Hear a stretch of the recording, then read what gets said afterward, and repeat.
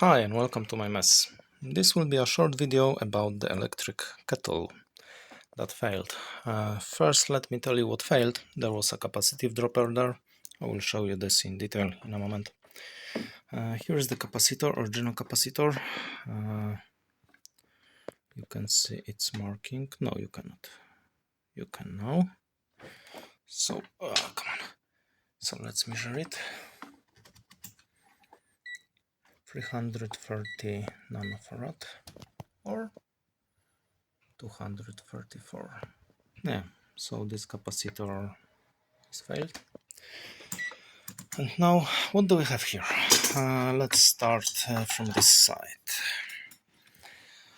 Here's the power supply, of course. I mean the power connector. One wire goes to the heater and to LED and to the power supply board.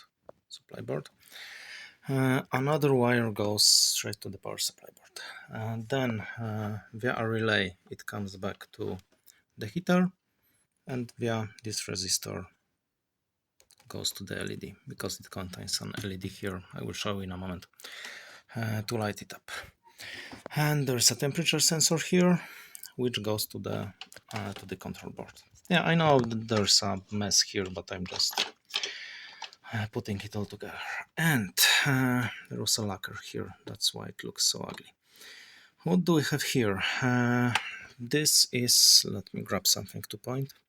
This is a capacitor used in a capacitive dropper. So the power goes in here. No, you cannot see anything, of course. The power goes in here. Via the relay it goes to the heater, of course.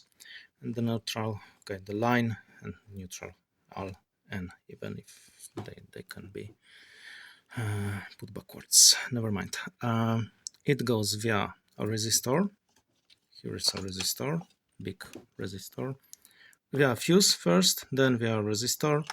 Then you have this capacitor and this varistor. Those two elements connecting it to ground, to the neutral. Then you have a capacitive dropper with two discharging resistors, SMD ones here. You have a voltage regulator. No, you have a bridge here, bridge rectifier here. I know it's really chaotic. Well, the channel is called Circuit Chaos for a reason, right? So then you have Zener dial. No, you have first you have a smoothing capacitor. Come on, here. Then you have Zener diode somewhere here. It's here, right? Here's a Zener diode. Then you have a voltage regulator, 78L05, another capacitor to smooth it, some SMD capacitors, and a 3-wire connector here to the control board. And here is the ground, just for the reference. Here is the ground. Here is the 5 volt that drops to about 3 volts when the relay is on, because the capacitive dropper works this way. And this pin, probably via this transistor, is connected to ground when the control board wants to turn on the relay. So yeah, that's it. Let me just finish assembling it. Or maybe I will show you the blue LED. Alright, so just for a moment, because I don't have any water here, let me plug it in with my foot switch. Nothing is shorted here, I hope. And when I press this button, which will be very hard with one hand, but let me try, it blinks and it turns on the heater. Yeah.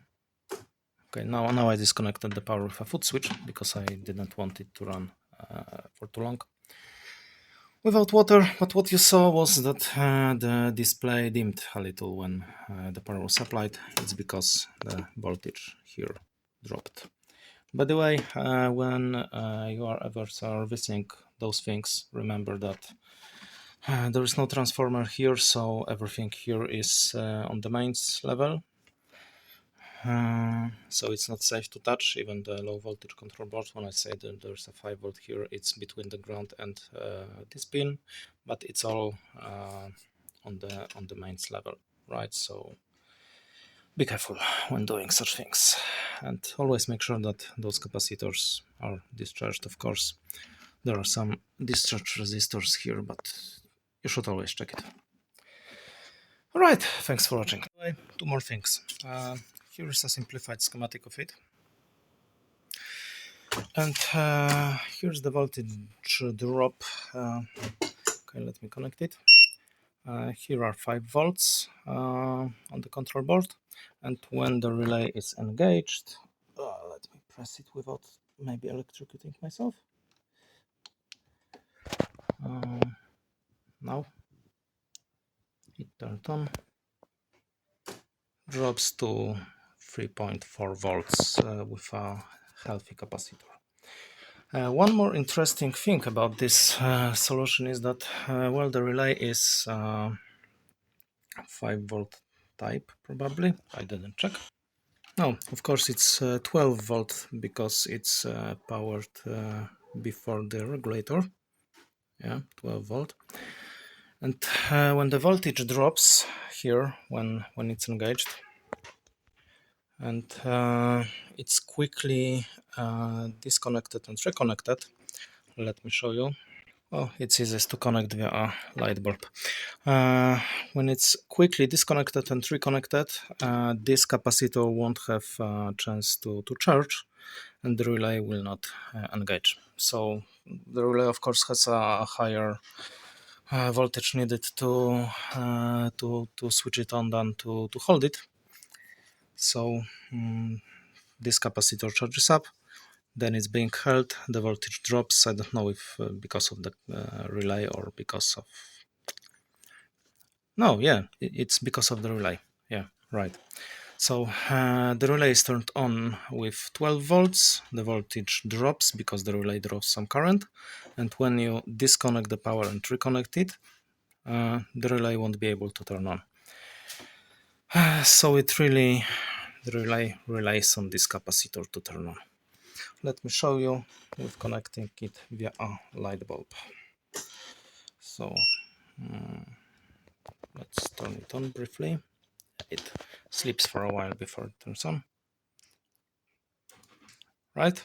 And now it thinks it's turned on. So it thinks it's heating up. And the relay is powered, but it's not turned on. The voltage on it is too low to be turned on. And actually this was the first symptom of this capacitor, having too little capacitance. But the relay engaged for a while, for a split second, like now you saw it, and then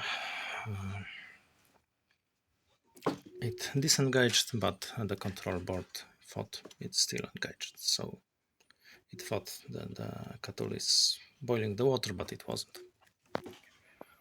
Alright, now really, thanks for watching.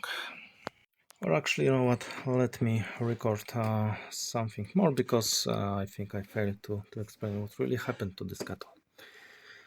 Okay, so here's the schematic.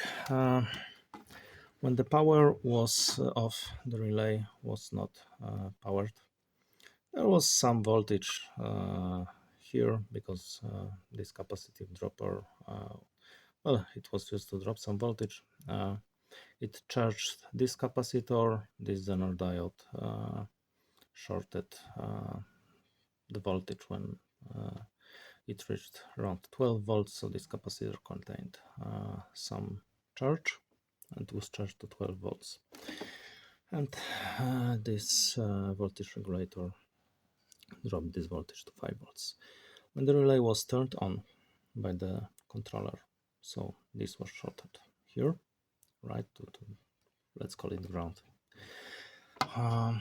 Then normally what would happen would be the voltage would drop here, because the capacitive dropper, you can think of it as for resistance really. lower losses. It dropped the voltage, but it was still enough for the relay to be energized.